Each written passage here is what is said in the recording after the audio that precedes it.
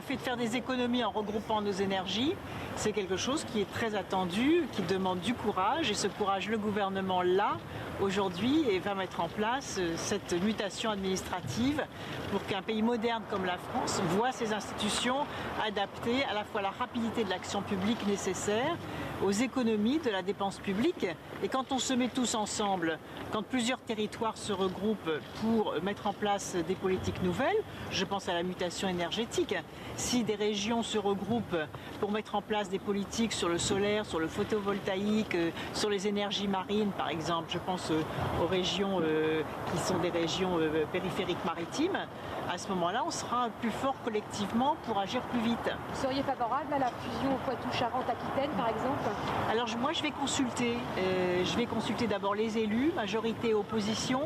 Je souhaite que ces débats dépassent les clivages politiques parce que c'est l'avenir de nos territoires que nous mettons en mouvement pour les générations futures.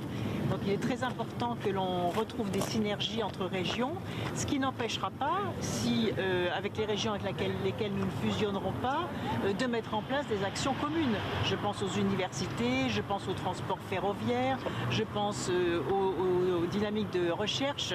Et là, plusieurs régions peuvent se regrouper à plusieurs pour être plus fortes et pour peser à une dimension européenne par rapport à nos principaux concurrents. Vous comprenez la frustration de certains élus, de certains groupes que peuvent avoir certains élus locaux notamment? Mais pour atténuer ces doutes, il faut qu'ils soient partie prenante de cette réforme. C'est aux élus de donner le contenu aux grands objectifs qui sont fixés.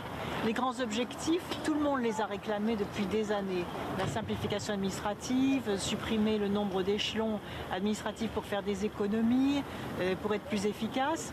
Donc aujourd'hui où les principes sont fixés, où les échéances dans le temps sont fixées, il est très important que l'intelligence collective fonctionne et que cette intelligence collective permette de prendre les bonnes décisions en respectant la richesse et l'identité et la diversité des territoires.